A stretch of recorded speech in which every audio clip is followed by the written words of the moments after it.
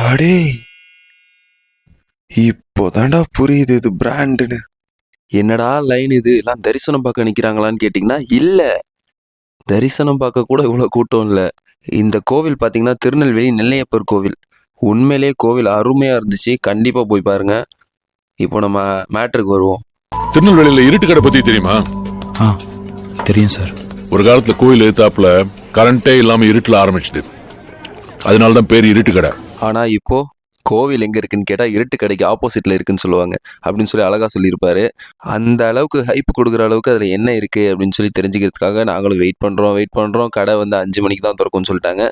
இப்போ டைம் பாத்தீங்கன்னா 4:32.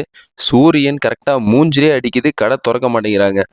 லைனு இப்போவே நிற்க ஆரம்பிச்சிட்டாங்க. வரிசையில் நிறைய பேர். இந்த 2 நிமிஷத்துக்கும் கூட்டம் கூடிக்கிட்டே இருக்கு. நாங்களே திட்டத்தட்ட 3:30லேருந்து வெயிட் பண்ணிட்டு இருக்கோம். கரெக்டாக பார்த்தீங்கன்னா மணி 4:30க்கு மேலே ஆனதுக்கப்புறம் வரிசையாக கூட்டம் அதிகமாகிட்டே இருந்துச்சு கொஞ்சம் கொஞ்சமாக. இதில் ஒரே ஒரு ப்ளஸ் என்னன்னா, நாங்கள் தான் லைன்லேயே ஃபஸ்ட்டு. ஏன்னா நாங்கள் 3:30லேருந்து வெயிட் பண்ணிட்டு இருக்கோம். ஃப்ளைட்டு கூட முன்ன பின்ன வரும் போல். இவங்க ஆனால் கடையை 5 மணிக்கு தான் திறப்போன்னு சொல்லி ஒத்த காலில் நிற்கிறாங்க.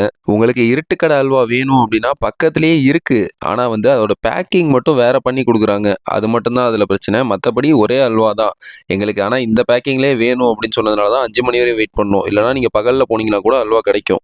கண்டிப்பாக ஜிபே இல்லை, கையில் கேஷாகவே எடுத்துகிட்டு போயிடுங்க. கடை ஒரு வழியாக ஓப்பன் பண்ணாங்க. பார்த்தீங்கன்னா அல்வாவோட விலை 1 கிலோ 440 ரூபா.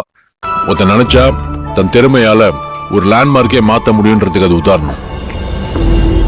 ஒரு பொருள் அங்க மட்டும்தான் கிடைக்கும்னா அது எங்க இருந்தாலும் கூட்டம் தானா தேடி வரும்.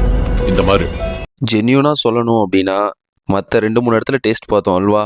இருட்டுக்கடை அல்வா மாதிரி இல்லை. இவ்வளோ நேரம் லைனில் நின்று வெயிட் பண்ணி வாங்கிட்டு வந்ததுக்கு ஒர்த்து.